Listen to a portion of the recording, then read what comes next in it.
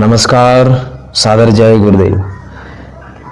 साथियों, मनुष्य जीवन एक परमात्मा की दी हुई एक अमोल धरोहर है।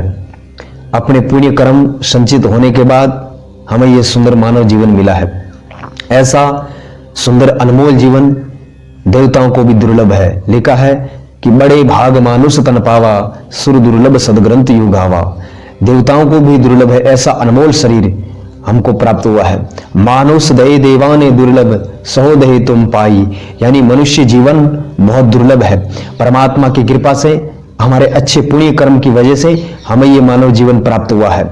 लेकिन मानव जीवन प्राप्त होने के बाद इस जीवन को जीना कैसे है, कैसे रहना है, क्या खाना है, क्या पीना है, कैसे आचार विचार रखना है, कैसी सोच रखनी है, कैसा हमारा चरित्र रखना है, ये हमें सब संत, शास्त्र और सत्संग बताते हैं।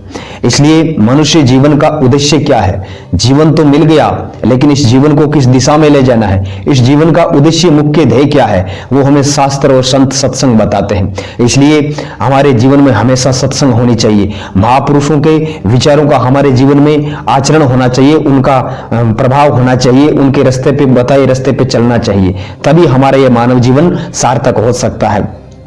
सबसे पहले मानव जीवन को सुधारने के लिए हमने भगवान को मनुष्य शरीर प्रदान किया है। हम मानव है, इंसान है, तो हमारे अंदर इंसानियत यानी मानवता जिंदा होनी चाहिए। क्योंकि जिस व्यक्ति के अंदर मानवता जिंदा नहीं है वो इंसान नहीं हो सकता है। इसलिए हमको मानवता के रास्ते पर चलकर ये जीवन पार करना है।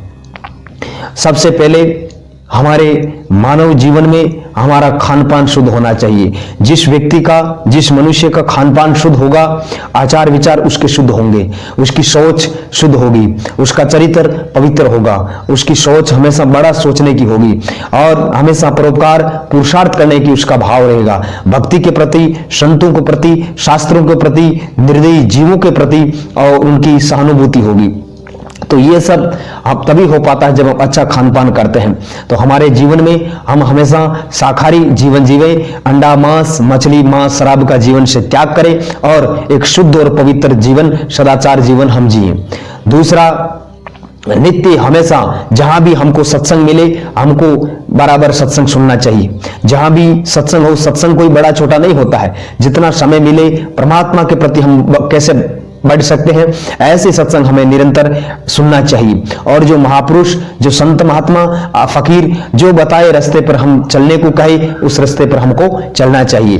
क्योंकि जिस रास्ते पर हम चलना चाहते हैं तभी हम उस लक्ष्य को प्राप्त कर सकते हैं, जब उस महापुरुष के बताए हुए रास्ते पर हम सब नित्य नियम से सुमरन, ध्यान, भजन या जो वो साधना की विधि बताते हैं उसको हम करेंगे तो हमारा जीवन सार्थक हो जाएगा। लेकिन आज की इस दुनिया में मानव भूल गया है, अपने कर्तव्य कर्म को भूल गया है, अपने अंदर की ज्योतियों को भूल गया है, अपने अंदर की जो शक्तियां हैं उनको भूल गया है और ऐसे निरर्थक समय व्यर्थ में गंवा देते हैं। काम, क्रोध, मद, लोभ, अहंकार में व्यक्ति इतना फूल गया कि उसे यह मालूम नहीं कि मैं कहां से आया हूं, मुझे क्या करना है। तो आप रोज हमेशा ये बैठकर खुद से प्रश्न कीजिए कि मैं कौन हूं, मैं कहां से आया हूं, मेरा इस धरती पर जन्म किस लिए हुआ है, आखिर मेरा इस धरती पर वजूद क्या है। तो इसलिए ये सब प्रश्न सभी के सामने खड़े होते हैं। अतः सभी से इन प्रश्नों को जानने के लिए हमेशा नहीं तो भी कम से कम 15 मिनट या 45 मिनट रोज बैठ करके, एकांत में बैठ करके खुद का प्रश्न ये खुद से करना चाहिए कि हमें ये मानव जीवन किस लिए मिला है, मैं कौन हूं, मैं कहां से आया हूं, आखिर मेरे जाने के बाद क्या होगा।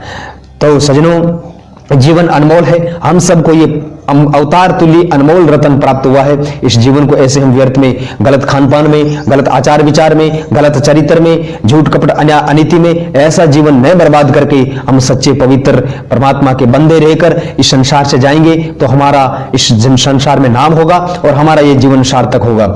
आया कहां से, जाना कहां, आखिर कहां मुकाम, बंदे कर ले बंदगी कर, नेकी के काम कर, नेकी के काम। हमें अच्छे वे नेकी के कर्म बंदगी के साथ हमारे जीवन इस संसार से जीना है और हमारा जीवन तभी सार्थक होगा जब हम सेवा, सुमरन, ध्यान, परोपकार, पुरुषार्थ और मानवता के रास्ते पे चलेंगे। आशा करता हूं सभी सुखी रहें, स्वस्थ रहें और परमात्मा के रास्ते पर बढ़ते रहें।